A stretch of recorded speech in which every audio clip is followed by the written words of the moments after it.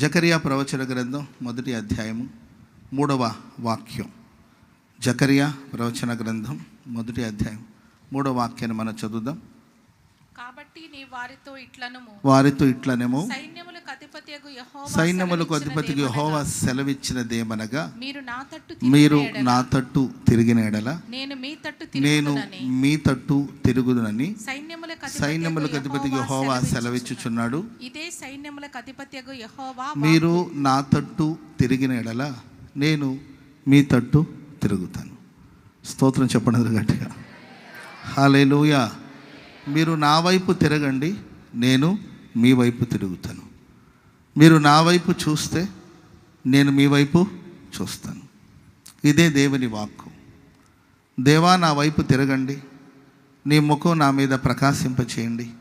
దేవా నా తట్టు తిరిగి నాకు సహాయం చేయండి, నీ ముఖకాంతి నా మీద ప్రకాశింపచేయండి అని మనం ప్రార్థన చేస్తూ ఉంటాం. కానీ దేవుడు అంటాడు, ముందు నీవు నా తట్టు తిరుగు. నీవు నా వైపు చూసినప్పుడు నేను నీ వైపు చూస్తాను. నీవు నా తట్టు తిరిగినప్పుడు నేను నీ తట్టు తిరుగుతాను. తండ్రికి దూరం అయిపోయిన తప్పిపోయిన కుమారుడు దూరదేశానికి వెళ్ళి దుర్వ్యాపారం చేసి తండ్రి యొక్క ఆస్తినంతా పాడు చేసి చివరికి ఆ దేశస్తులో ఒకని చెంత చేరి ఆయన ఇతనికి పని ఇస్తే ఆ పని చేస్తూ పందులు మేపే పని అతనికి ఇవ్వడం జరిగింది. పందులు తింటున్న పొట్టు తిని తన ఆకలిని తీర్చుకోవాలని ఆశపడ్డాడు, కానీ పొట్టు కూడా అతనికి దొరకలేదు. బుద్ధి వచ్చింది. Praise the lord. బుద్ధి వస్తే కానీ మనం దేవుని వైపు తిరగలేం. తండ్రి ఇంట్లో ఉన్నప్పుడు తండ్రి విలువ తెలియలేదు. తండ్రితో ఉన్నప్పుడు తండ్రి చూపే ఆ ప్రేమ విలువ తెలియలేదు. తండ్రి తన అవసరాలు తీర్చిన విధానాలు తెలియలేదు. ఆకలి విలువ తెలియలేదు. ఆహారపు విలువ తెలియలేదు. ఇప్పుడు తండ్రికి దూరం అయిపోయాడు. ఏదో సాధించాలని వెళ్ళాడు, ఏది సాధించలేని స్థితిలో ఉండిపోవడమే కాకుండా ఈ మహానుభావుడు వలన దేశానికి కరువు వచ్చిందంట. కొందరు ఏంటో కానీ ఆ లెగ్గుకున్న మహిమ ఏంటో మనకు తెలియదు కానండి.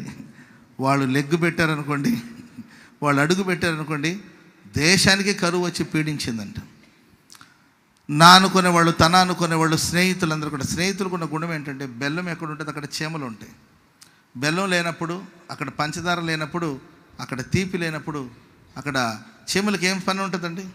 ఈ లోకంలో ఉన్న స్నేహితులు కావచ్చు, బంధువులు కావచ్చు, రక్త సంబంధికులు కావచ్చు, కొన్ని పర్యాయాలు వాళ్ళ బంధువులు కాదు, రాబంధులు. అర్థమైందండి? అందరూ తొలగిపోయారు, ఒంటరిగా మిగిలిపోయాడు. అలాంటి సమయంలో బుద్ధి తెచ్చుకొని తండ్రి ఇంటికి తిరిగాడండి. జస్ట్ తండ్రి ఇంటికి వెళ్ళాలి, నీ కుమారుడని పిలిపించుకునే యోగ్యత నాకు లేదు. ఎందుకంటే మనం చేసిన తప్పితాలను బట్టి, అపరాధాలను బట్టి ఆ మహిమను లేకపోతే ఆ స్థానాన్ని కోల్పోయినట్లు గ్రహించి, నీ పనివాళ్ళలో ఒక పనివాడుగా నేను ఉంటాను, పనివాడితో కూర్చొని భోంచేస్తాను, నీకు విరుద్ధంగా పరలోకమందున దేవునికి విరుద్ధంగా నేను పాపం చేస్తానని ఇలా ఒక ప్రిపరేషన్తో, ఒక సిద్ధపాటుతో ముందే అనుకుంటున్నాడు, ఇలా అడుగుదాం. Praise the lord. సిద్ధపాటు లేకుండా వచ్చి ఏమని అడుగుతాను, ముందుగానే సిద్ధపడి తండ్రి ఇంటికి వచ్చాడు.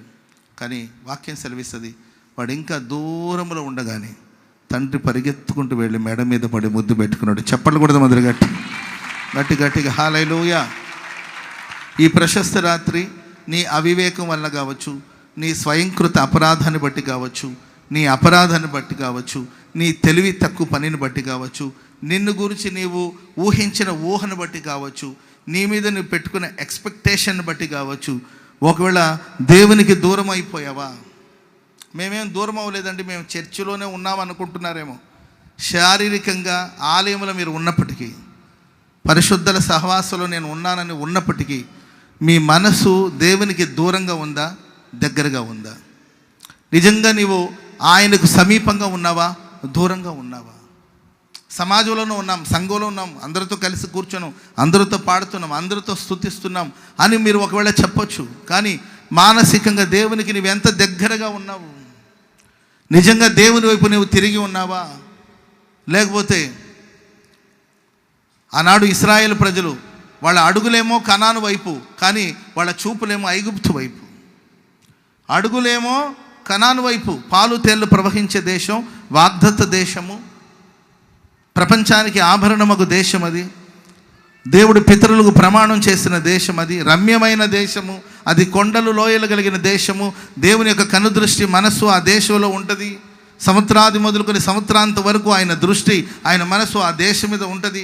ఇలాంటి ఎన్నో వాగ్దానాలు పొందుకున్న వీళ్ళు పాదాలు, వీళ్ళ అడుగులేమో కనాన్ని చూస్తూ ఉందండి. కానీ వాళ్ళ కన్నులు, వాళ్ళ దృష్టి, వాళ్ళ మనసేమో ఐగుప్తుని చూస్తుంది. ఈరోజు మనం దేవుని మందులో ఉన్నంత మాత్రాన ఆయన తట్టు తిరిగినట్టు కాదు. నిజంగా మనం ఆయన వైపు తిరిగి ఉన్నామా? ఒకవేళ ఆయనకు వ్యతిరేకమైన దిక్కులో, ఆయనకు విరుద్ధమైన మార్గాలు కూడా నడిపించబడుతుంటే తీర్మానం చేసుకోండి. ప్రభు కూడా మీకు చక్కని అవకాశం ఇస్తున్నారు. నా తట్టు మీరు తిరిగిన ఎడల నేను కూడా మీ తట్టు తిరుగుతాను. చెప్పండి కూడా మొదలు గట్టిగా హల్లెలూయా. సరే, ఒక 2-3 మాటలు, సుదీర్ఘమైన వర్తమానం ఏం కాదు, క్లుప్తంగా కొన్ని మాటలు మీకు చెప్తాను. ఈ మాటలు మీకు ఎంతో ఆశీర్వాదకరంగా ఉంటుందని నేను భావిస్తున్నాను. కీర్తనల గ్రంథం 34వ కీర్తన 5వ వాక్యం. కీర్తనలు 34వ కీర్తన 5వ వాక్యాన్ని చదవండి. వారు ఆయన తట్టు చూడగా వారికి వెలుగు కలిగెను, వారి ముఖములు ఎన్నడును లజ్జింపక పోవును. వారు ఆయన తట్టు చూడగా, లేకపోతే వారు ఆయన తట్టు తిరగగా వారికి వెలుగు కలిగెను, వారి ముఖములు ఎన్నడును లజ్జింపక పోవునంటే వాళ్ళ ముఖాలు ఎప్పటికీ సిగ్గుపడదు. స్తోత్రం చెప్పడం గట్టిగా. మనం ఆయన తట్టు చూడాలి, ఆయన వైపు తిరగాలి. తలలు పైకెత్తి గమనించండి. ఇవి మనం ఎప్పుడు చదువుతున్న మాటలే. దేవుని తట్టు మనం తిరిగినప్పుడు, ఆయన వైపు మనల్ని చూసినప్పుడు మనకు వెలుగు కలుగుతుంది. ఆయన ముఖ ప్రకాశం మన మీద పడుతుంది. ఆయన ముఖ కాంతి మన మీద ఆయన ప్రకాశింపచేస్తాడు. ఆయన సన్నిధి కాంతిని మన మీద ఆయన ఉదయింపచేస్తాడు. మనం ఆయన తట్టు చూడగా ఆయన వెలుగు కనుక మనల్ని కూడా ఆయన వెలిగిస్తాడు. మన ముఖాలు ప్రకాశిస్తుంది. మనకి ఎన్నడూ సిగ్గు కలగదు. వాస్తవంగా మనకి ఎప్పుడు సిగ్గు కలుగుతుంది అంటే, మనం ఎవరో దగ్గర నుండి ఏదో ఒకటి ఎక్స్పెక్ట్ చేస్తూ ఉంటాం. పలానా వాళ్ళ దగ్గర, లేకపోతే వాళ్ళు చెప్పుంటారు, రేపు రండమ్మా, ఇప్పుడు కాదు బ్రదర్, రేపు రండి, చూద్దాంలే, చేద్దాంలే, చూద్దాంలే, చేద్దాంలే, పెద్ద విషయం కాదు, చేసేద్దాంలే, ఇచ్చేద్దాంలే, కొంచెమే కదా, చేసేద్దాంలే అని ఉంటారు. వాళ్ళనే నమ్ముకొని మనం వాళ్ళ మీదే డిపెండ్ అయ్యి, వాళ్ళ మీదే ఆధారపడి, వాళ్ళు చెప్పిన సమయానికి ముందుగానే 1 గంట ముందే వెళ్తాం. వాళ్ళు 9కి రమ్మంటే మీరు 8కి వెళ్తారు. ఎందుకంటే వాళ్ళ దగ్గర నుండి మనం ఏదో ఎక్స్పెక్ట్ చేస్తున్నాం. ప్రార్థనకు మీరు 9కి రమ్మంటే 12కి వస్తారు, అది వేరే విషయం. 7ంటికి ఆరాధన అంటే 9ంటికి అప్పుడే తగునాను బయలుదేరి ఉంటారు. కానీ ఎవరో దగ్గర నుండి మనం ఏదో ఎక్స్పెక్ట్ చేస్తుంటాం. వాళ్ళు ఇస్తారని చెప్పుంటారు, ఖచ్చితంగా ఇస్తారులేని వాళ్ళ మీద పూర్ణ నమ్మకంతో మనం వెళ్ళి వాళ్ళ కోసం ఆశతో ఎదురు చూస్తూ ఉంటామా? వాళ్ళు వెంటనే వచ్చి, అయ్యో సారీ బ్రదర్, అయ్యో మీకు నేను చెప్పాను కదా, చేద్దామని అనుకున్నాను, మీకోసమని తీసిపెట్టాను, మీకోసమని దాచిపెట్టాను, అసలు ఇచ్చేద్దాం అనుకున్నాను, ఒక అరగంట ముందు ఒక అర్జెంట్ ఒక విషయం వచ్చింది, దానికోసం నేను సహాయం చేయాల్సిన పరిస్థితి వచ్చింది, అది చాలా ముఖ్యమైన పని బ్రదర్, సారీ అండి, ఏం అనుకోవద్దండి అన్నారు అనుకోండి. అప్పుడు నీ ఎక్స్ప్రెషన్ ఎలా ఉంటుంది? పర్వాలేదు అంటారండి. వెంటనే మొహం మాడిపోతుంది. నీవు పౌడర్ కొట్టుకునే మొహాన్ని దగదగదగ మెరుస్తూ వెళ్ళినా కూడా ఆయన చెప్పిన ఒక మాటకి మొహం ముడుచుకోబోతుంది, మొహం మాడిపోతుంది, మొహం వాడిపోతుంది. సిగ్గుతో మనం తిరిగి రావాల్సిన పరిస్థితి వస్తుంది. కానీ దేవుని వైపుకు మనం తిరిగినప్పుడు, దేవుని తట్టు మనం చూసినప్పుడు, దేవుని వైపు తిరిగినప్పుడు మన మొహంలో ఎప్పుడు ప్రకాశం తగ్గదండి. ఆయన తన జనులకు ఎప్పుడు సిగ్గు కలగనివ్వడు. నా జనులు ఇక ఎన్నటికీ సిగ్గునొందరని రాయబడింది. స్తోత్రం చెప్పండి అందరూ గట్టిగా హల్లెలూయా. ఆయన నన్ను సిగ్గుపడనివ్వడు. నేను ఆయనకు అప్పగించిన దాన్ని రాబోతున్న ఆ దినము వరకు ఆయన కాపాడుతాడని నాకు తెలుసు. నేను నమ్మిన వాని ఎరుగుదును గనక నేను సిగ్గుపడను. నా దేవుడు ఎవరో నాకు తెలుసు. నేను ఆయనే నమ్మాను, ఆయన తట్టే తిరిగాను, ఆయన వైపే నేను చూస్తున్నాను. ఆయన ఎవరో నాకు తెలుసు. ఆయన నా దేవుడు. ఆయన నన్ను వట్టి చేతులతో పంపడు. నాకు అవమానం కలగనివ్వడు, సిగ్గు కలగనివ్వడు. నా ముఖమును ఆయన వాడిపోనివ్వడు. కనుకనే నేను సిగ్గుపడను. స్తోత్రం చెప్పండి గట్టిగా హల్లెలూయా. ఆయా సందర్భాల్లో దేవుని బిడ్డల జీవితంలో సిగ్గు, అవమానం కలగడానికి కారణాలు ఏంటి అని చదువుతూ ఉంటే కీర్తనలో ఒక మాట మనకు కనబడుతుంది. చదవండి.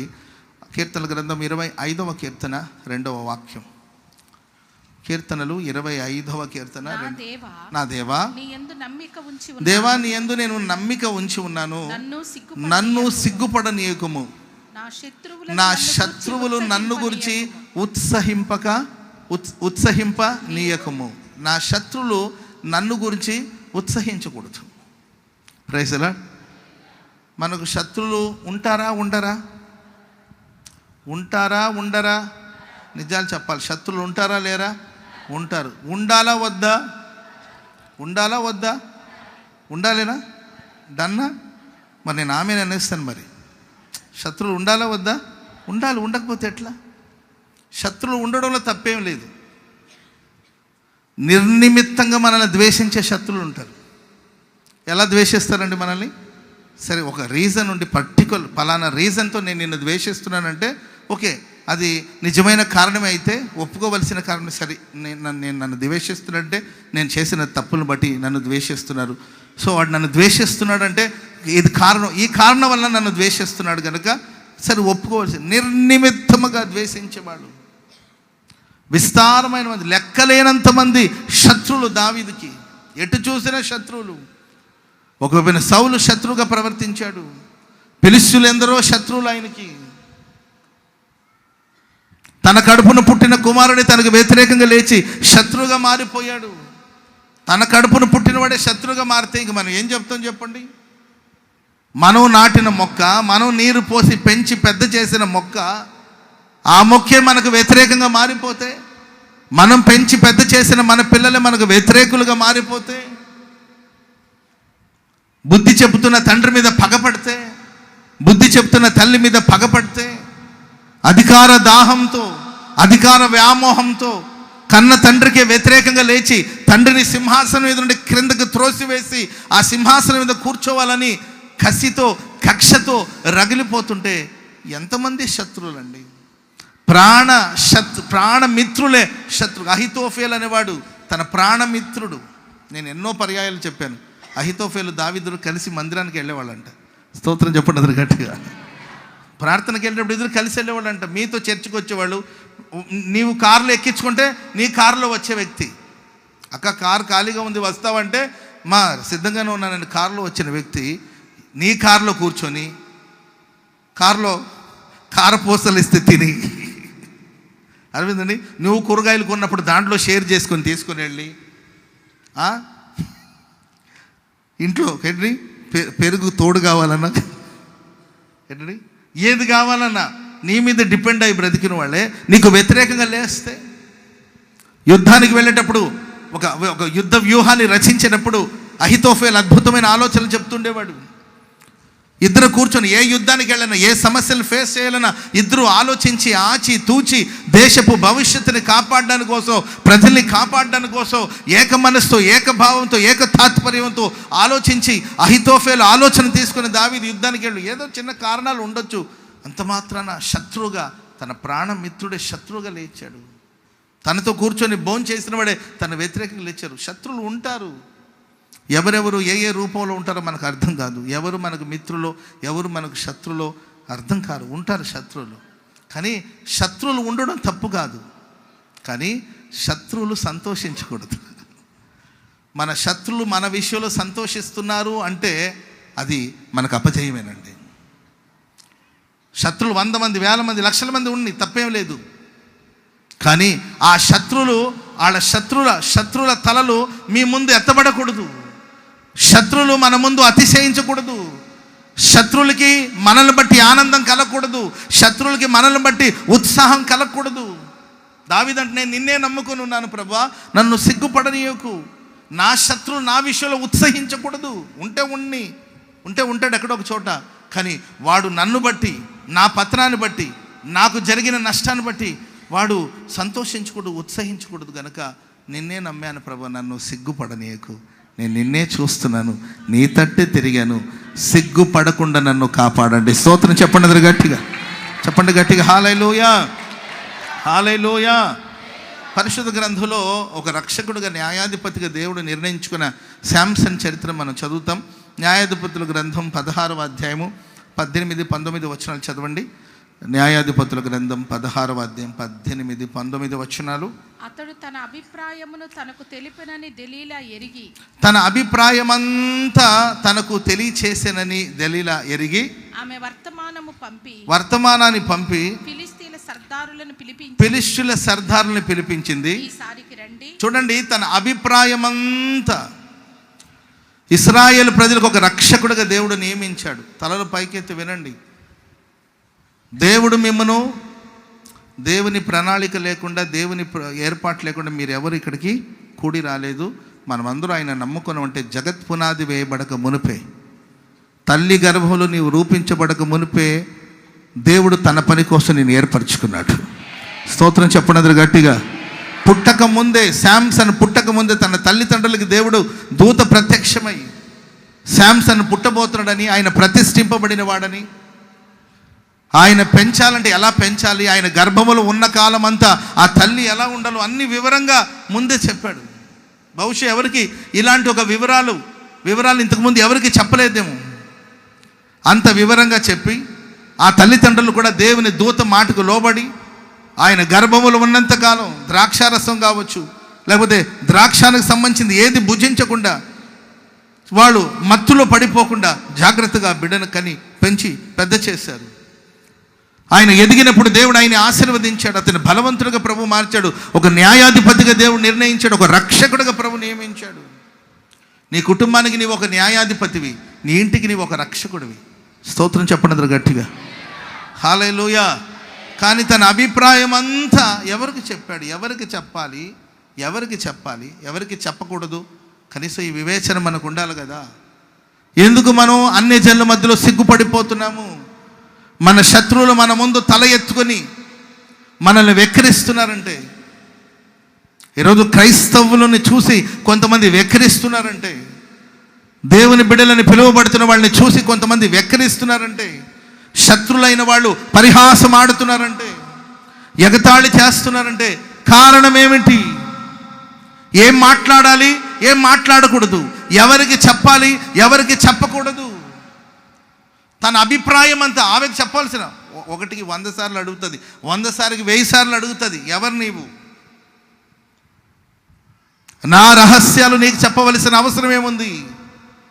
నా దేశంలో ఉన్న వాళ్ళకి తెలియదు ఈ రహస్యం. నా తల్లిదండ్రులకి, నా దేవునికి తప్ప ఈ రహస్యం ఎవరికి తెలీదు.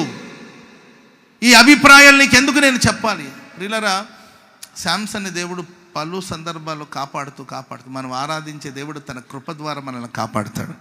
స్తోత్రం చెప్పండి గట్టిగా. కానీ దేవుని కృపను నిరర్ధకం చేయకూడదు. కృప ద్వారా దేవుడు నిన్ను తప్పిస్తున్నాడు, కృప ద్వారా నిన్ను కాపాడుతున్నాడు, కృప ద్వారా నిన్ను సంరక్షిస్తున్నాడు అంటే దేవుని కృపను నిరర్ధకం చేయొద్దు. దేవుని కృపను వెక్కిరించొద్దు. తప్పించుకున్నాను కదా, దాటిపోయాను కదా అని చెప్పి మరలా ఆ పాపంలోనే పడి ఉండగా దలైలా కౌగిట్లోకి వెళ్ళిపోయి తన అభిప్రాయం అంతా చెప్పేశారు. ప్రేమైన వాళ్ళరా, మన మనసులో మాటలన్నీ కూడా మహిమ కలిగిన దేవుని దగ్గరే మనం చెప్పాలి. మనం అనుకుంటాం కొంచెం తేలిక అవుతుంది. నిజమే, కొన్ని విషయాలు మనం కొందరితో షేర్ చేస్తే కొంచెం తేలిక అవుతుంది అనుకుంటూనే ఉంటామండి. వెంటనే ఆ తేలిక మరింత బరువుగా మారే ప్రమాదాలు ఉంటుంది. ఇప్పుడున్న పరిస్థితిని బట్టి మేబీ ఒకప్పుడు ఒకానొక కాలంలో సంగతిని దాచే రాయబారులు, సంగతిని దాచే స్నేహితులు ఒకవేళ ఉన్నారేమో, కానీ ఇప్పుడు అలాంటి పరిస్థితిని మనం చూడలేకపోతున్నాం. ఇప్పుడున్న జనరేషన్లో, ఇప్పుడున్న మనుషుల విధానాల్లో మనం చూస్తుంటే రహస్యాన్ని దాచుతారనడానికి అవకాశాలు లేదు. కనుక అది ఏ రహస్యమైనా నీవెవరికి చెప్పండి. అన్న దేవుని మందిరానికి వచ్చి తన హృదయంలో ఉన్నదంతా దేవుని సెల నీళ్ల వల్ల కుమ్మరించి, తన ఆత్మను దేవుని సెల కుమ్మరించి ప్రార్థన చేసింది. స్తోత్రం చెప్పండి అందరూ గట్టిగా. హల్లెలూయా. మరి ఎవరి దగ్గరికి వెళ్ళి మన సంగతులు, మన అభిప్రాయాలు ఎవరికి చెప్తున్నాం? మన మనసులో ఉన్న మాట ఎవరి దగ్గర నీళ్ల వల్ల కుమ్మరిస్తున్నావు? ఎప్పుడు నీ సమస్యని విడుదల పొందుతావు? ఎప్పుడు నీవు సిగ్గుపడకుండా ఉంటావు? ఎప్పుడు నీకు అవమానం కలగకుండా ఉంటుంది? అవమానాస్పదముగా నీ ఉండక ఆశీర్వాదాస్పదముగా నీ ఉండాలంటే నీవు నీ సంగతులు, నీ మనసులో ఉన్న సంగతులన్నీ కూడా, నీ అభిప్రాయం అంతా కూడా దేవునికి చెప్పాలి. కానీ శాంసన్ తన అభిప్రాయం అంతా ఒక వేశ్య, ఒక వేశ్యకు తన అభిప్రాయం అంతా చెప్పడం జరిగింది. 20 వచనం చదవండి.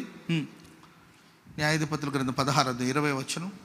ఆమె సంసోను ఫిలిష్తీయులు నీ మీద పడుచున్నారనగా అతడు నిద్ర మేలుకొని ఎప్పటి ఎట్లు నేను బయలుదేరి విడజిమ్ముకొందుననుకొనెను. అయితే యెహోవా తనను ఎడబాసెనని అతనికి తెలియలేదు. చదవబడిన మాటల ప్రియులారా, ఎక్కడ పడుకున్నాడు ఈ సంసోను? ఎక్కడ పడుకున్నాడు అంటే శత్రు కౌగిట్లో పడుకున్నాడు. ఎక్కడ పడుకున్నాడండి? సంసోను ఇదిగో ఫిలిష్తీయులు అంటే ఎప్పటిలాగా ఎడ్డి తల వెంట్రుకలు విరజిమ్ముకొని లేచాడు. ఎక్కడ ఉండాలి మనం, ఎక్కడ ఉండకూడదు. Praise the lord. హల్లెలూయా. దావీదు కీర్తన 3వ కీర్తనమా, నేను పండుకొని నిద్రపోయి, అదే చదువు 3వ కీర్తన 5వ వచనం. యెహోవా నాకు ఆధారం కావున నేను పండుకొని నిద్రపోయి మేలుకుంటాను. యెహోవా నాకు ఆధారము కావున నేను పండుకొని నిద్రపోయి మేలుకుంటాను. దావీదు ఎక్కడ పనుకున్నాడో తెలుసండి? యెహోవా నా ఆధారం, ఆయనే నమ్ముకున్నాను, ఆయనే నాకు ఆధారం కనుక నేను పడుకొని నిద్రపోవడం తప్పేం కాదు. కానీ మనం ఎక్కడ పడుకుంటున్నాం అనేది ముఖ్యం. నిద్రపోవడం తప్పేం కాదు, కానీ ఎక్కడ నిద్రపోతున్నాం అనేది ముఖ్యం. కావున నేను పండుకొని నిద్రపోయి నిద్ర మేలుకుంటాను, ఎందుకంటే యెహోవా నాకు ఆధారం. దావీదు పురములో సియోను కోటలో నేను పండుకొని నిద్రపోయి మేలుకుంటాను. యెహోవా నాకు ఆధారం, ఆయన నమ్ముకొని నేను పడుకొని నిద్రపోయి నిద్ర మేలుకుంటాను. ఆయన సంరక్షణలో ఆయన ఆధారంగా చేసుకొని ఆయన సన్నిధిలో మనం ఉన్నప్పుడు మనం నిద్రపోతున్నా, మనం మేలుకొని ఉన్నా, మనం నిద్రిస్తున్నా సురక్షితంగా ఉంటాం. ప్రభు మనల్ని సురక్షితంగా కాపాడుతాడు. Praise the lord. 10 మంది కన్యకలు నిద్రపోయారా లేదా? 10 మంది కన్యకలు నిద్రపోయారా లేదా? వాళ్ళకి ఏమైనా నిద్ర రాని సమస్యలు ఏమైనా ఉన్నాయండి? 10 మంది నిద్రపోయారు, కానీ 5గురు మాత్రం పెళ్లి కుమారుడు రావగానే లోపలికి వెళ్ళడానికి 5గురు విడవబడ్డానికి కారణం ఏం చెప్పనండి? 5గురు 10 మంది నిద్రపోయారు, దాంట్లో 5గురు సిద్ధపడి నిద్రపోయారు. స్తోత్రం చెప్పండి గట్టిగా. సిద్ధపడి నిద్రపోయారు. రాబోయే కాలాన్ని గురించిన భయం లేదు, నిర్భయముగా నివసిస్తున్నారు. వారికి ఒక సిద్ధపాటు ఉంది, వారికి ఒక ఏర్పాటు ఉంది. దీపం ఆరిపోవలసిన పరిస్థితి వస్తే అప్పుడు దానికి కావలసిన నూనెను వాళ్ళు సిద్ధం చేసుకున్నారు. నిద్రపోవడం తప్పు కాదు, ఒక సిద్ధపాటును గురించి, సిద్ధపాటుతో కూడిన నిద్ర అది. అందుకే పెళ్లి కుమారుడు వచ్చుచున్నాడు అనగానే వాళ్ళు దీపం ఆరిపోతుంది అనుకున్నప్పుడు నూనె ఉంది, అభిషేకంలో వాళ్ళు ఉన్నారు, అభిషేకం చేత నింపబడ్డారు. వాళ్ళ గిన్నె నిండి పొంగి పొర్లుతూ ఉంది కనుక వాళ్ళు పెళ్లి కుమారుని స్వరాన్ని విని లోపలికి వెళ్ళిపోయారు. ఇంకొంతమంది నిద్రపోయారు, ఎవరినో చూసి, వాళ్ళని చూసి, ఏది పులిని చూసి నక్క వాతలు పెట్టుకున్నట్లు వాళ్ళు నిద్రపోతే లేదు, కానీ నేను నిద్రపోతే వచ్చిందని నిద్ర. నీకు సిద్ధపాటు లేదు.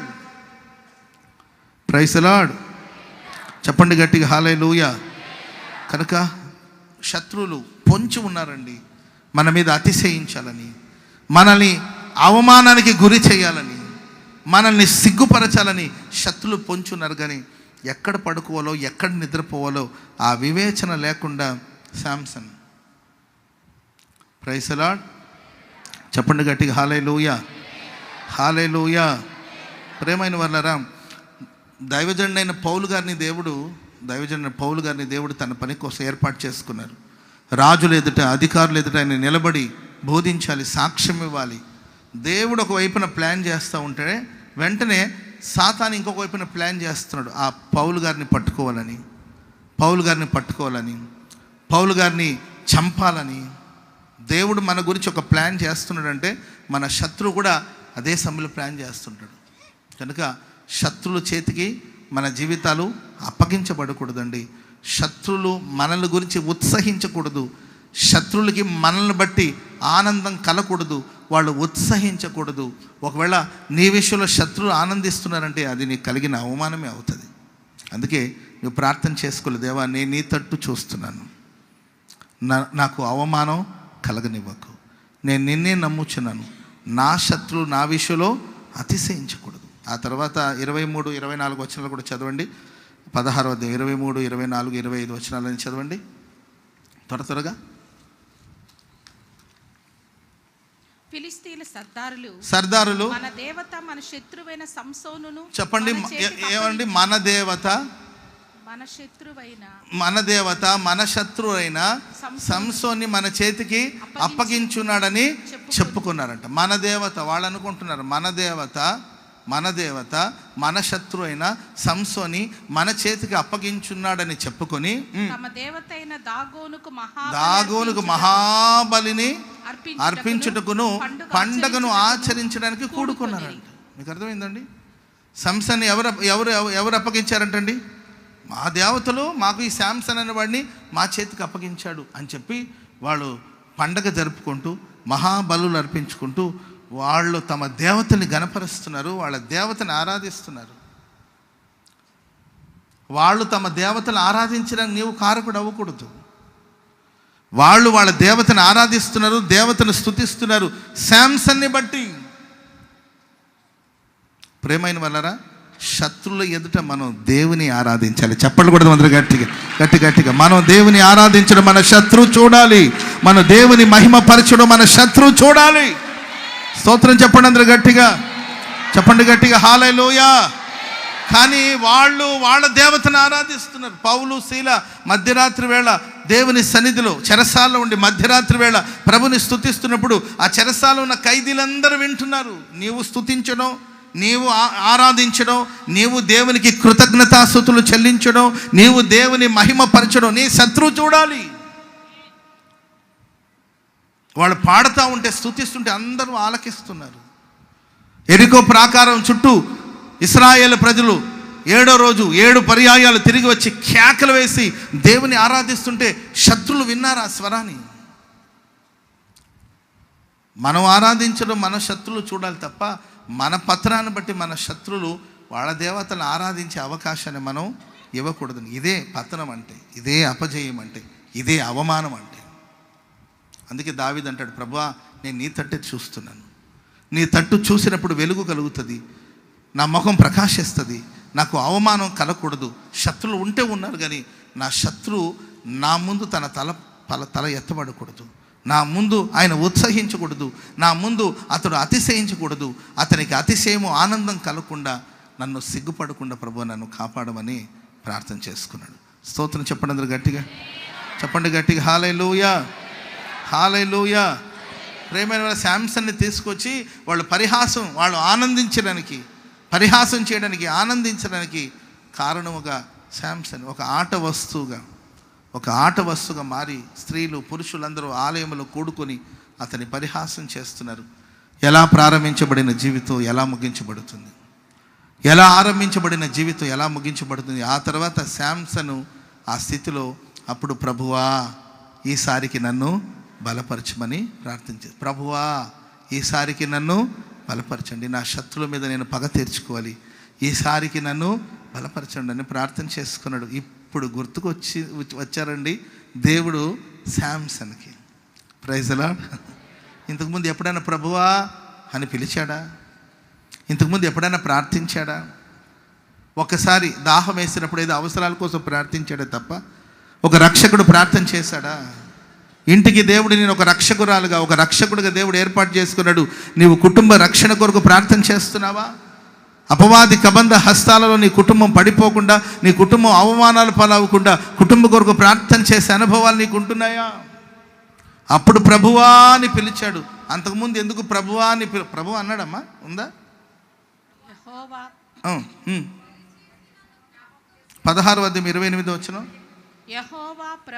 యెహోవా ప్రభువా దయచేసి నన్ను జ్ఞాపకం చేసుకుని దేవా దయచేసి ఈసారి మాత్రమే నన్ను బలపరచము, నా 2 కన్నుల నిమిత్తము ఫిలిష్తీయులకు ఒక్కసారి దండించి పగ తీర్చుకునేటట్లు యెహోవాకు మొరపెట్టాడు. ఇప్పుడు ప్రభువా అని ఇప్పుడు ప్రార్థన గుర్తుకొచ్చింది. ప్రభు గుర్తుకొచ్చాడు ఆయనకి. స్తోత్రం చెప్పడం గట్టిగా హల్లెలూయా. ప్రియులారా, తన శక్తిని నమ్మాడు గతంలో. ఎందుకంటే ఆయన ఏమనుకుంటే జరిగిపోతుంది. మహాబలాఢ్యుడు, మహాపరాక్రమశాలి. నాకేంటండి, బలంగా ఉన్నాను, బలమైన వాడిని. ప్రియులారా, నీ బలాన్ని బట్టి నీవు అతిశయించొద్దు, నిన్ను బలపరిచిన దేవుని బట్టి నీవు అతిశయించాలి. చెప్పలు కూడా అందరూ గట్టిగా హల్లెలూయా. నీ కుటుంబాన్ని బట్టి నీవు అతిశయించొద్దు, ఆ కుటుంబానికి ఇచ్చిన దేవుని బట్టి నువ్వు సంతోషించాలి. ఆమేన్ చెప్పండి అందరూ గట్టిగా నీ ఉద్యోగాన్ని బట్టి నాకో ఉద్యోగం పాస్టర్ గారండి, నెలకు 3 లక్షలు. ఎన్ని లక్షలు అంటండి? నెలకు 3 లక్షలు. మామూలుగా కష్టపడి నేను అసలు నా నాలెడ్జ్ పాస్టర్ గారండి చెప్పాలంటే 6 నెలలు పడుతుంది. నేనే ఆడ కూర్చున్నది 6 నెలలు అయిన దగ్గర. బడాయి బచ్చా కూడలేక సచ్చా అన్నట్లు. అర్థమైందండి? నీకు ఆ ఉద్యోగం ఇచ్చిన దేవుని బట్టి నువ్వు సంతోషించాలి. చెప్పండి కూడా మొదలు గట్టిగా గట్టిగా. హల్లెలూయా.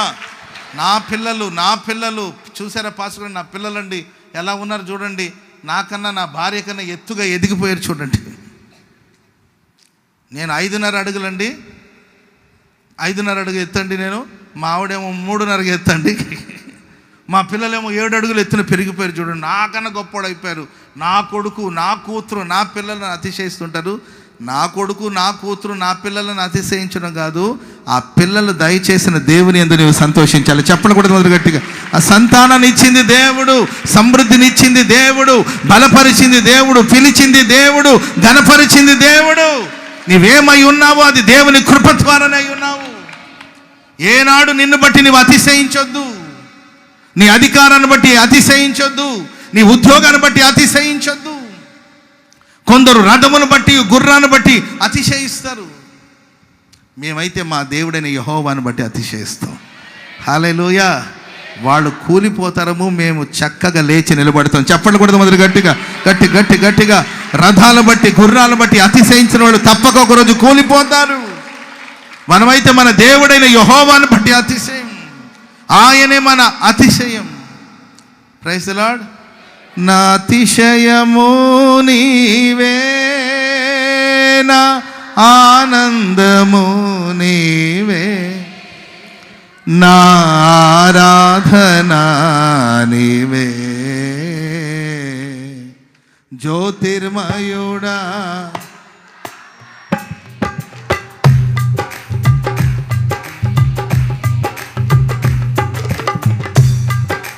పాడదాం.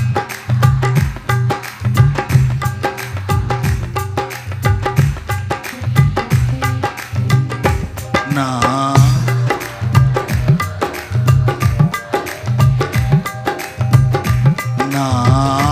ఆత్మలో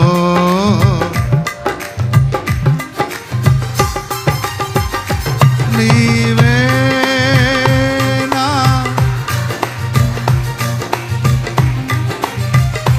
నా ఆరాధన నీవే, నా అతిశయము నీవే,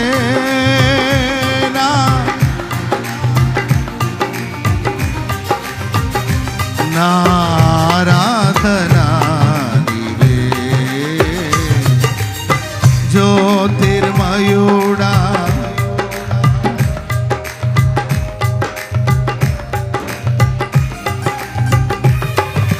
నా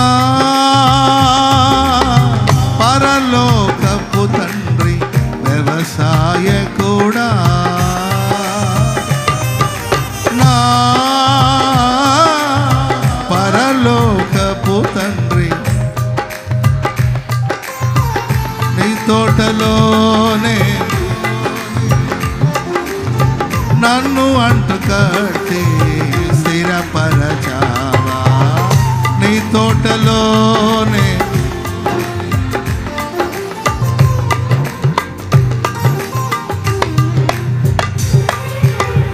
జ్యోతిర్మయుడా.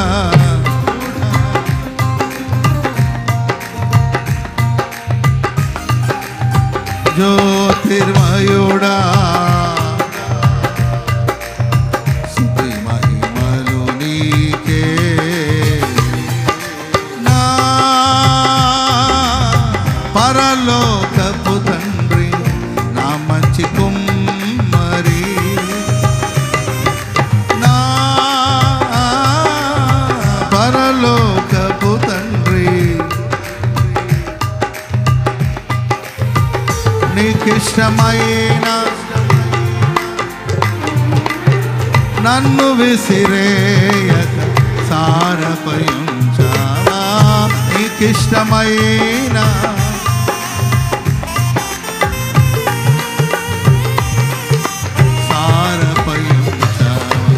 జ్యోతిర్మయుడా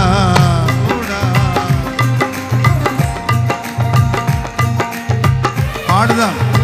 జ్యోతిర్మయుడా నా ప్రాణ ప్రియుడా స్తుతి మహిమలు నీకే. నా ఆత్మలో అనుక్షణం నా ఆత్మలో అనుక్షణం నా అతిశయము నీవే నా ఆనందము నీవే నా ఆరాధన నా అతిశయము నా ఆనందము నా ఆరాధన నీవే నా అతిశయము. ఓ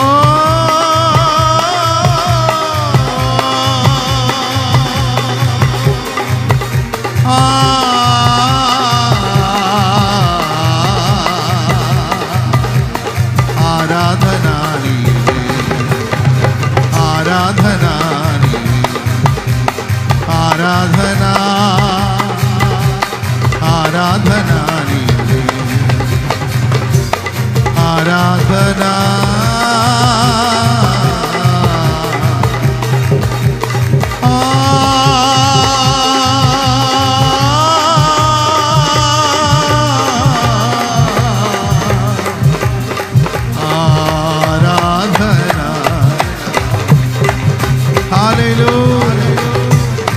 నిన్ను సిగ్గుపడనివ్వడు నిన్ను సిగ్గుపడనివ్వడు నీకు అవమానము కలగనివ్వడు.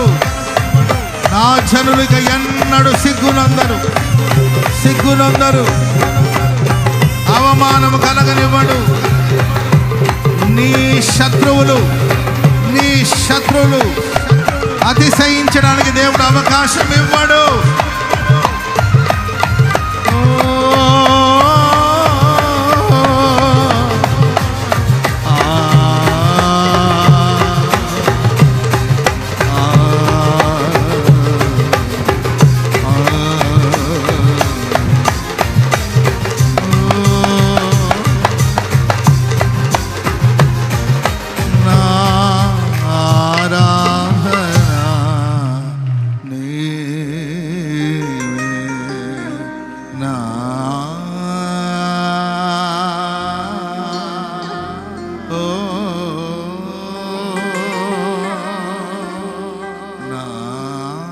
ఆత్మలో అనుక్షణం నా అతిశయము నీవే నా ఆనందము నీవే నా ఆరాధన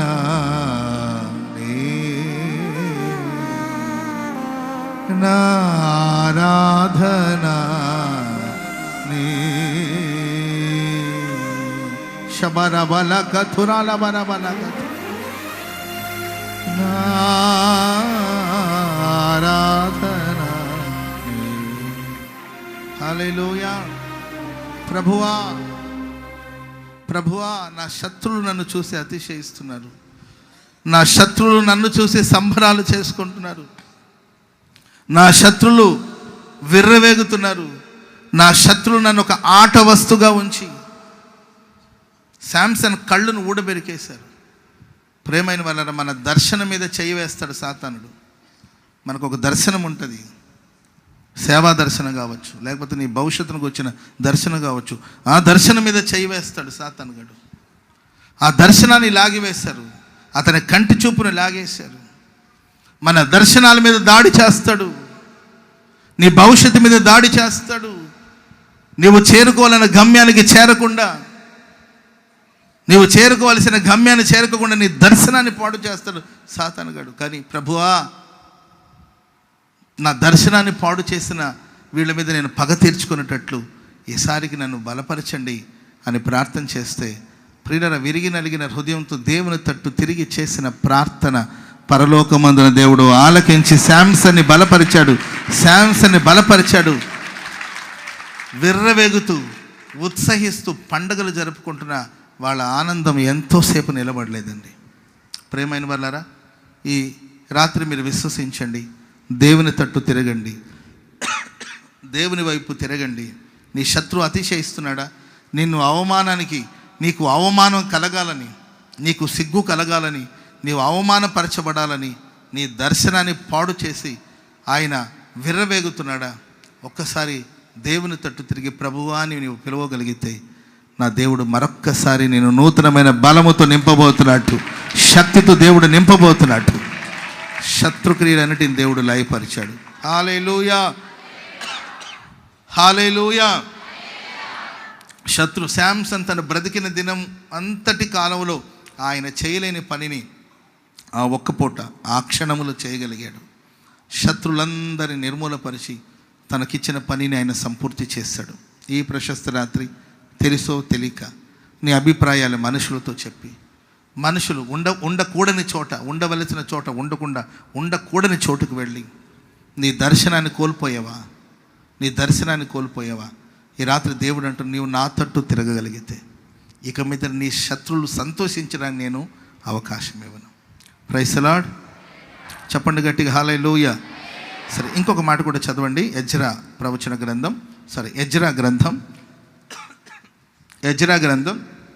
8వ అధ్యాయం 22వ వాక్యం చదవండి. ఎజ్రా 8వ అధ్యాయం 22వ వాక్యం. మేలు కలుగు చేయుట కొరకై ఆయన ఆశ్రయించు వారందరికీ మా దేవుని హస్తము తోడుగా ఉండును గాక. ఆయన హస్తము ఆయన ఉగ్రతయు ఆయనను విసర్జించు వారందరి మీదకి వచ్చునని మేము రాజుతో చెప్పి ఉంటిమి. రాజుతో చూడండి, రాజుకు ఒక సువార్త చెప్పారు వీళ్ళు. ఏమనంటే దేవుని హస్తము తోడుగా. ఇంకొకసారి చదవమ్మా. మేలు కలుగు చేయుటకై ఆయనను ఆశ్రయించు వారికి మేలు కలగడానికి కోసం ఆయన ఆశ్రయించు వారందరికీ దేవుని హస్తం తోడుగా ఉండును. దేవుని హస్తం తోడుగా ఉంటదని. కానీ ఆయన హస్తమును ఆయన ఉగ్రతయు ఆయనను విసర్జించు వారు దేవుని విసర్జించే వారికి ఆయన ఉగ్రత వస్తదని మేము రాజుతో ఇంత క్రితమే చెప్పి ఉన్నాం. కనుక మార్గమందున శత్రుల విషయమై మాకు సహాయం చేయనట్లుగా కాల్బలములను రౌదులను రాజునొద్ద కావాలనని మనవి చేయుటకు నాకు సిగ్గుగా అనిపించింది. ఎందుకంటే మనమే చెప్పాం, సువార్త చెప్పాం, దేవుడు మమ్మల్ని కాపాడుతాడు, ఆయన హస్తం మాకు తోడుగా ఉంటుంది, ఆయన ఆశ్రయించిన వారికి మేలు చేస్తాడు అని. స్తోత్రం చెప్పండి అందరు గట్టిగా. హల్లెలూయా. మీ ఇరుగు పొరుగు వాళ్ళందరికీ ఏమని మీరు చెప్తున్నట్టు, దేవుడు గొప్పవాడండి, ఆయన శ్రీమంతుడా యేసయ్య, ఆయన జ్యోతిర్మయుడు, ఆయన శ్రీమంతుడు, ఆయన మమ్మల్ని తలగా ఉంటాడు కానీ తోకగా ఉంచడు, ఆస్తికి కర్తలుగా ప్రభు మమ్మల్ని నియమిస్తాడు, అడుక్కొనివ్వడు దేవుడు, తన నీతిమంతుల సంతానం దేవుడు భిక్షమెత్తుకొనివ్వడు. ఇలా అంతా నీవు చెప్పావు ఇరుగు పొరుగు వాళ్ళందరికీ. టక్కని నీకు ఒక సమస్య వచ్చింది, నీకు ఒక ఫైనాన్షియల్ ప్రాబ్లం ఏదో వచ్చింది, వెంటనే మీరు వాళ్ళ దగ్గరికి అక్క కొంచెం సహాయం చేయండి అక్క అని అడిగేవనుకో, అది మనకు సిగ్గుగా ఉండదా? సిగ్గుగా ఉంటుందిలే చెప్పండి. అప్పుడు వాళ్ళు ఏమంటారు, అదేంటమ్మాయి మీ దేవుడు మిమ్మల్ని దీవిస్తాడు, ఆశీర్వదిస్తాడు, ఆయన తొట్టిలో పిండి తరగలేదు, బుడ్డిలో నూనె తరగలేదని పాత్ర అక్షయ పాత్రగా మరి పెసంగాలు చేస్తుంటావు కదా, మరి నీ దేవుడు నీకు సాయం చేయవా అని అన్నారనుకోండి, అది మనకు సిగ్గుగా ఉండదా? ఈ ఎజ్రా రాజు దగ్గరికి వెళ్ళి ఒకప్పుడు చెప్పాడు, దేవుని ఆశ్రయించే వరకు ఆయన మేలు చేస్తాడు, కానీ దేవునికి వ్యతిరేకంగా ప్రవర్తించే శత్రువులకి ఆయన శిక్షను విధిస్తాడు, ఇవన్నీ చెప్పాడు. ఇప్పుడు వీళ్ళు యూదా దేశానికి బయలుదేరి వెళ్ళాలి. మార్గం మధ్యలో వెళ్ళేటప్పుడు మార్గంలో వాళ్ళకి సంరక్షణ కావాలి, కాల్బలం కావాలి, భటులు కావాలి, వాళ్ళకి సంరక్షణ కావాలి. ఎందుకంటే ప్రయాణంలో వాళ్ళకి ప్రమాదం జరగవచ్చు. అప్పుడు రాజును వెళ్ళి కొంచెం హెల్ప్ చేయండి అని అడుగుదాం అనుకుంటే అప్పుడు ఎజ్రాకి సిగ్గు అనిపించింది. అరే మనం చెప్పిన మాట ఏంటి? స్తోత్రం చెప్పండి గట్టిగా. మనం చెప్పిన మాట ఏంటి? ఇప్పుడు వెళ్ళి ఆయన హెల్ప్ అడిగితే మీ దేవుడు మీకు సహాయం చేయలేడా? అడగడం తప్ప నేను అనట్లా.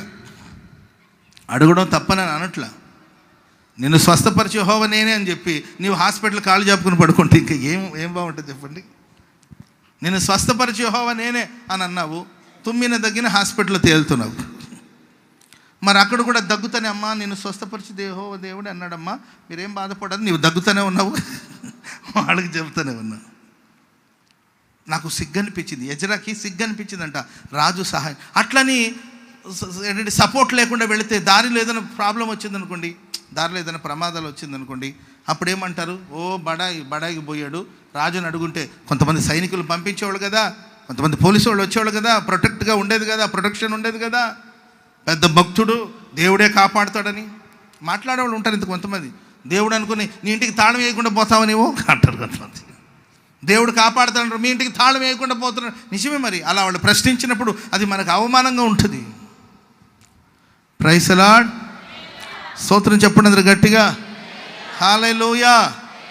కాబట్టి ఏం చేశారంటే 23వ వచనం చదవండి మా, 8వ అధ్యాయం 23. ఉపవాసం ఉండి, అందుకే నేను ఏం చేశాను, ఎజ్రా ఏం చేశారంటే మేము ఉపవాసం ఉండి ఆ సంగతిని బట్టి మా దేవుని వేడుకొనగా ఆయన మా మనవిని ఆ సంగతిని బట్టి. స్తోత్రం చెప్పండి అందరూ గట్టిగా. ఏ సంగతిని బట్టి? ఏ సంగతి అంటే ఆ సంగతి అంటారు.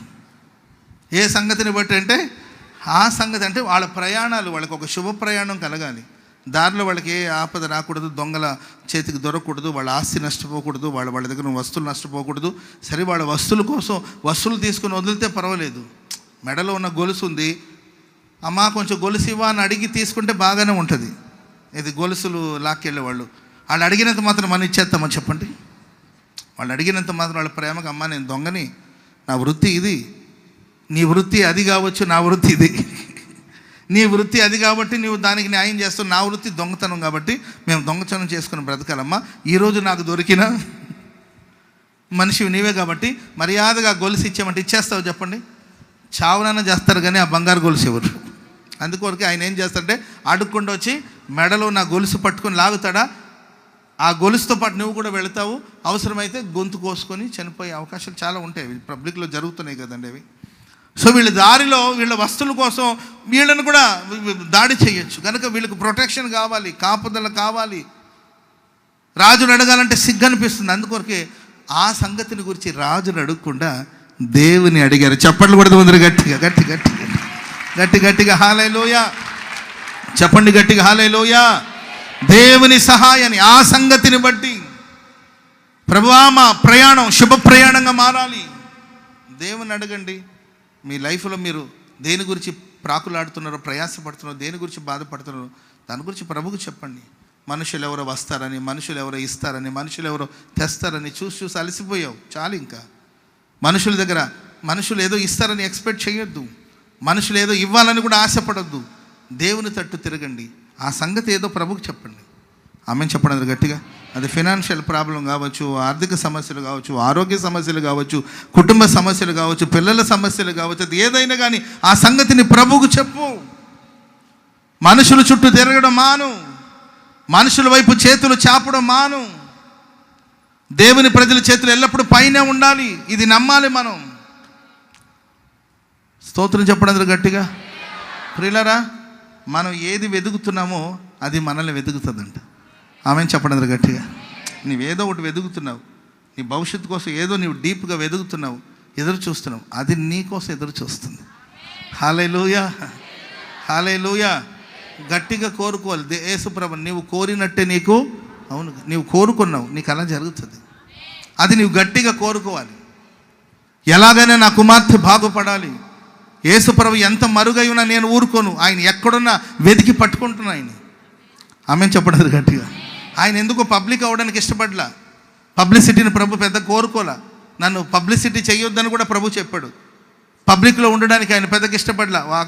బోధించేవాడు, ఆ తర్వాత ఏకాంతంగా వెళ్ళి ప్రార్థన చేసుకునేవాడు.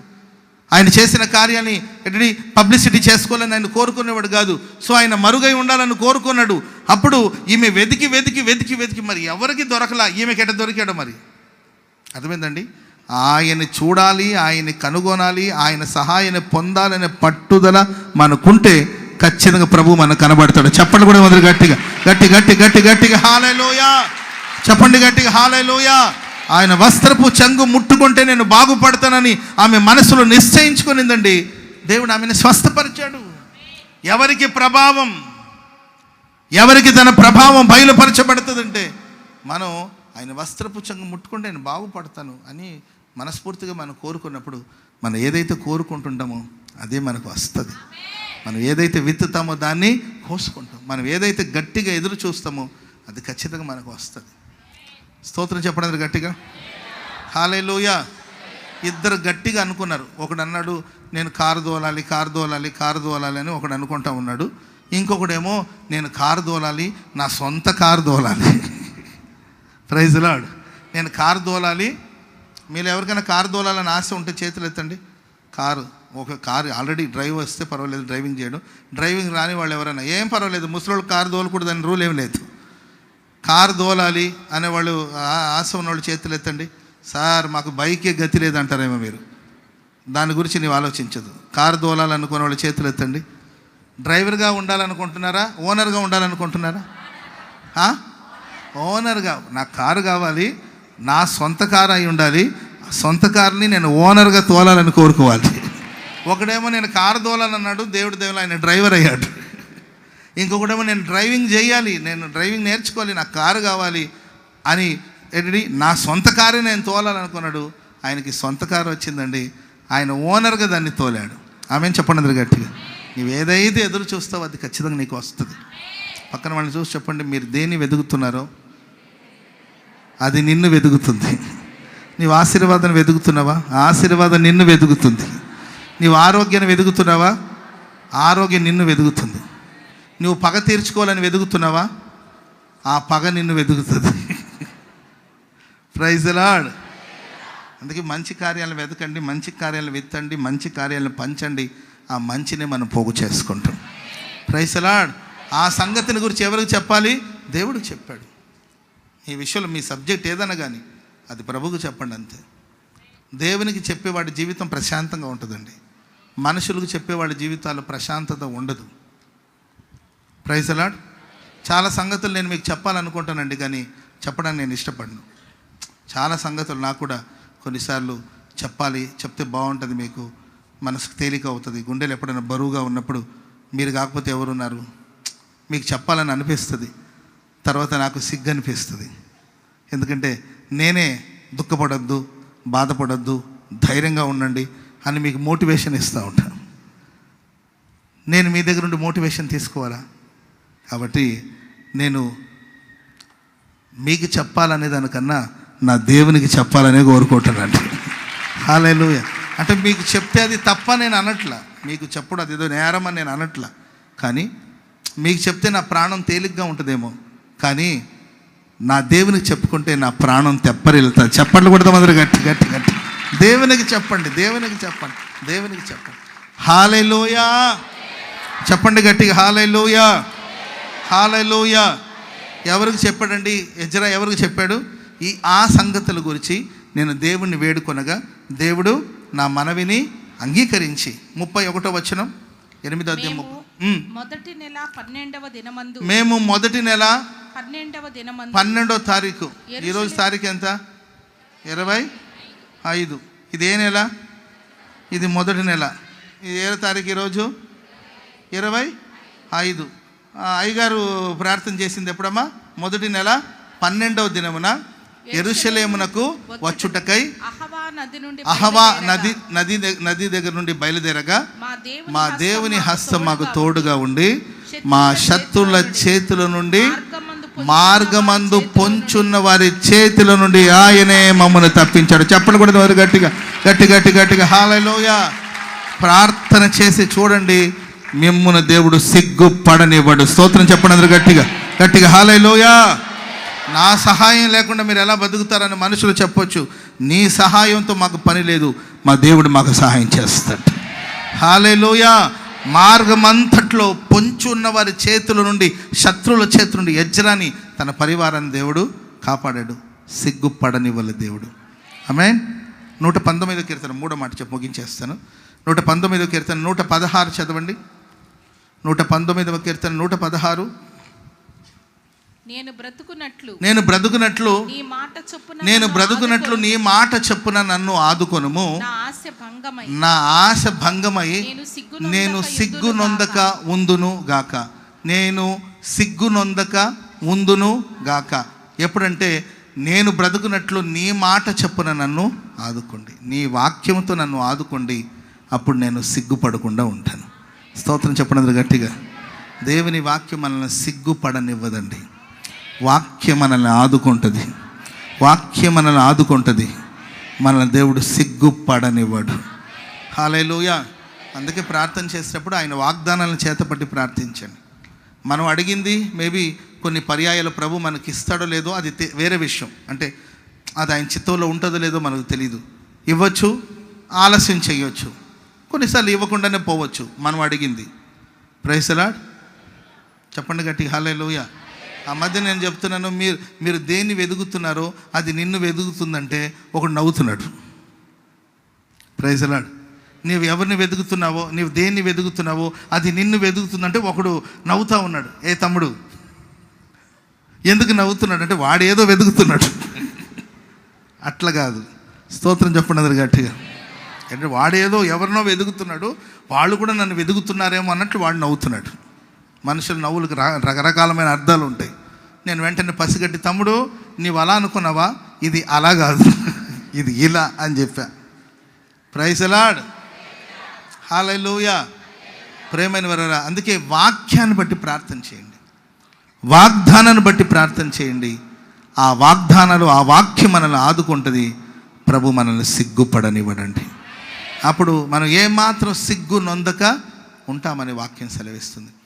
రాత్రంతా ప్రయాసపడ్డాడు, ఒక చేప కూడా పడలేదు.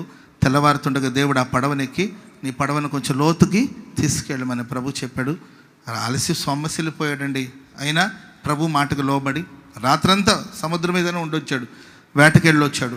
రాత్రంతా ట్రై చేశాడు, ప్రయత్నించాడు, లాభం లేదు. కానీ యేసు ప్రభు మాట విని మరలా ఉదయాన్నే ఇంకొకసారి, ఇప్పటివరకు ప్రయత్నాలు చేస్తూ వచ్చేవేమో, దేవుని మాటను బట్టి ఇంకొకసారి ప్రయత్నించి చూడండి. దేవుడు మీ జీవితంలో ఘనమైన కార్యాలు, గొప్ప కార్యాలు, మహిమ కలిగిన కార్యాలు ప్రభు చేయబోతున్నాడు. నిన్ను సిగ్గుపడనివ్వడు, నీకు అవమానం కలగనివ్వడు. దేవుని వాక్యం నిన్ను బ్రతికించబోతుంది. వాక్యమే నిన్ను ఆదుకోబోతుంది. హల్లెలూయా. దేవుడు వల వేయమన్నాడు, లోతుకు తీసుకెళ్ళి వల వేయమన్నాడు. అంటే వల వేయమంటే రాత్రి పేతురు అంతకుముందు రాత్రి వల వేశాడు. ఆ వల ఎవరి కోసం ఎదురు చూస్తుంటుంది చెప్పండి? ఒక వల నీళ్ళ మీద వేసినప్పుడు, సముద్రం మీద వేసినప్పుడు ఆ వల ఎవరి కోసం ఎదురు చూస్తుంటుంది చెప్పాలి. వల ఎందుకు వేస్తారు? చేపల కోసం వేస్తారు కదండి. వల అమ్మా ఒక్క చేప, పిచ్చి చేప, మంచి చేప, ఎవరో వచ్చి పడి సావండి, నాని రాత్రంతా నాని చచ్చూరుకుంటున్నాను. ఒక్క చేప ఆడున్నారమ్మా, ఎక్కడికి వెళ్ళారు అందరూ? ఇంకా సంక్రాంతి సెలవులు అవ్వలేదా? రెండో తల్లి రండి అని ఆ వల అర్థిస్తున్న, కేకలు పెడుతున్న ఒక్క చేప దరిదాపులకు రాలేదండి. ఇక తర్వాత వలను తీసుకుని వచ్చి బాగు చేసుకుంటున్నాడు తప్ప ఆ వలకి ఏ అవకాశం దొరకలేదు. యేసయ్య మాట చెప్పున ఎప్పుడైతే వల వేశాడో, ప్రేమైన వాళ్ళారా, ఇప్పుడు చేపలు వల కోసం ఎదురు చూస్తున్నాయి. చెప్పండి కూడా అందరూ గట్టిగా, చెప్పండి గట్టిగా హల్లెలూయా. చేపలని అమ్మా వలమ్మా ఎక్కడున్నామమ్మా? ఆయనేమో చెప్పాడు పేతురు వలలో పడమని, ఇంకా రాలేదేంటని చేపలన్నీ కూడా పోగైపోయి గుంపులుగా పోగైపోయి, ఎక్కడా వల, ఎక్కడా నీకు కనబడిందా? పేతురు వల కనిపించిందా?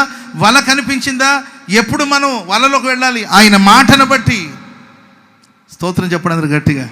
ఇప్పుడు వల, ఆ చేపలు వల కోసం ఎదురు చూసింది.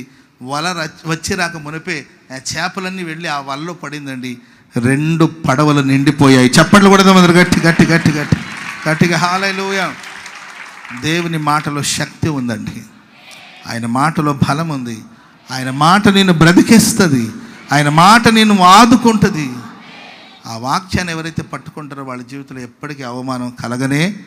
అందుకే జీవవాక్యాన్ని చేత పట్టండి, అప్పుడే జ్యోతుల వల్ల మీరు ప్రకాశిస్తారు. మనుషుల మాట పట్టుకోవద్దు. మనుషుల మాట నీటి మీద వ్రాత లాంటిది, అంతే. నీటి మీద వ్రాత మనుషుల మాట.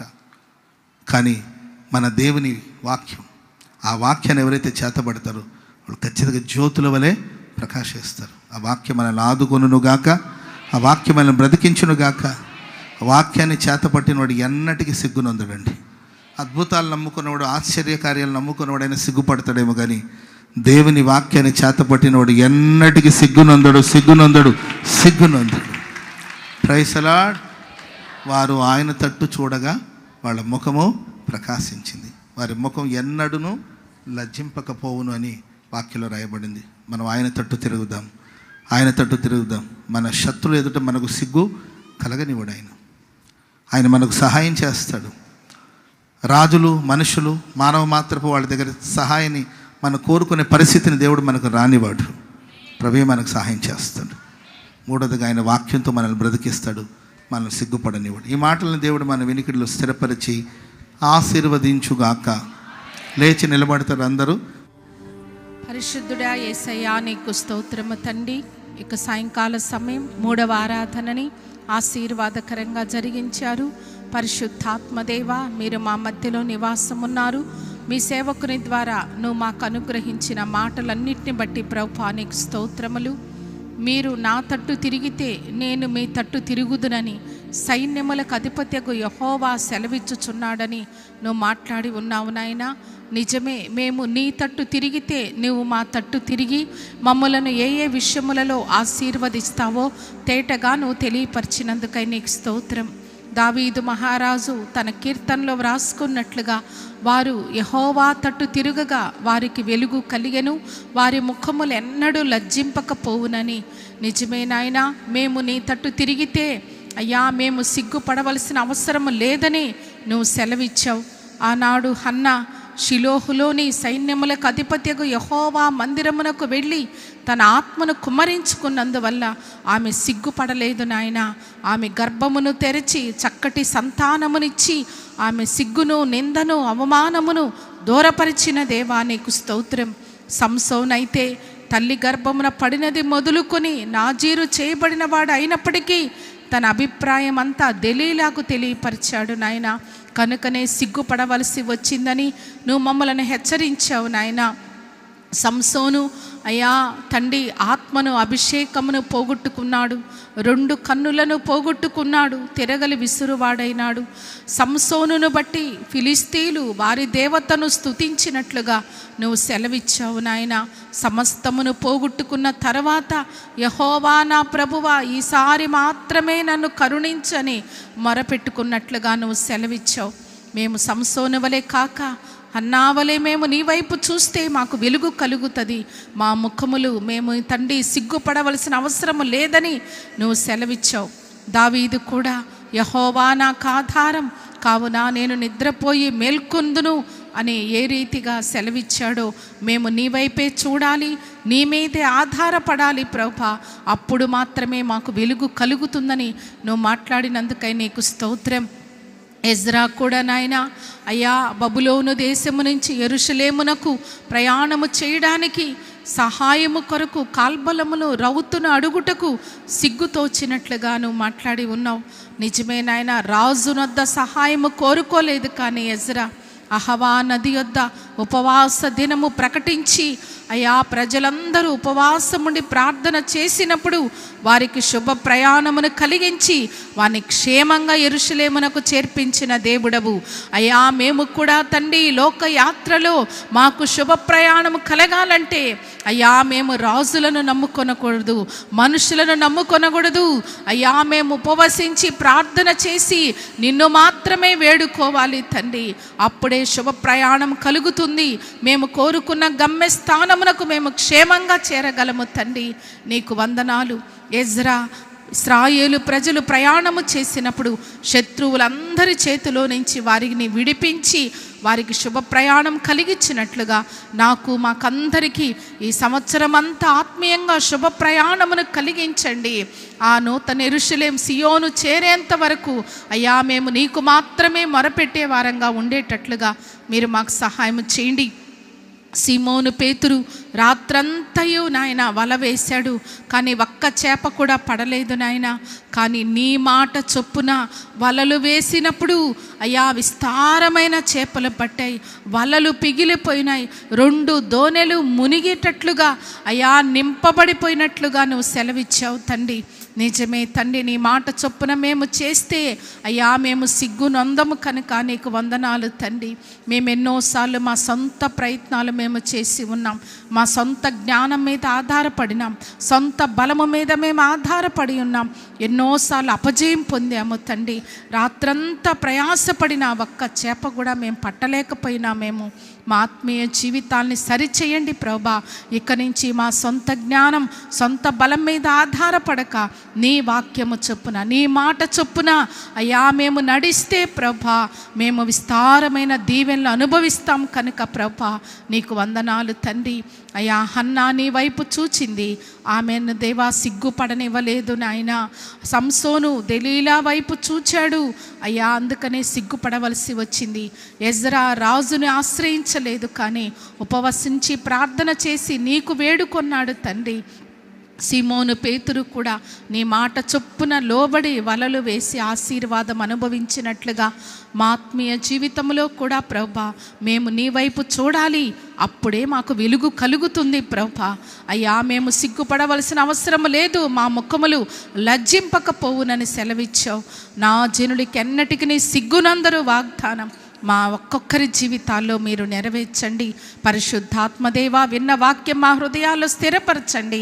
ఆ వాక్యాన్ని బట్టి మేము నడుచుకోవడానికి అయ్యా ఆత్మీయంగా ఫలించడానికి మీరు మాకు కృప చూపండి. వాక్యం చెప్పిన సేవకు నిలబెట్టి కృపనిచ్చి వాడుకున్నందుకు నీకు స్తోత్రం. ఇంకను బలమైన ఆత్మతో నింపండి. అనేక జనములకు అయ్యా తండ్రిగా సాక్షిగా నిలబెట్టి మీ ఘననామమునకు మహిమ కలుగునట్లుగా సహాయము చేయమని ఈ ఆరాధనంతటిని ఆశీర్వదించినందుకు స్తుతిస్తూ యేసు క్రీస్తు నామములో ప్రార్థించి వేడుకుంటున్నాము తండ్రి. ఆమేన్. ఆమేన్. ఆమేన్.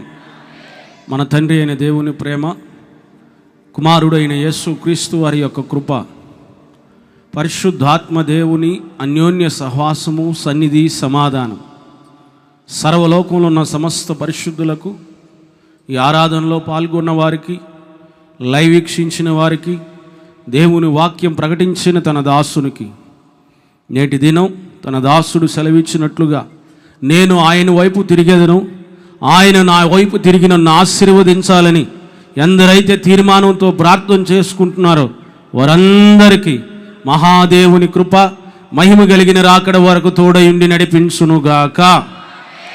ఆమేన్. ఆమేన్. హల్లెలూయా.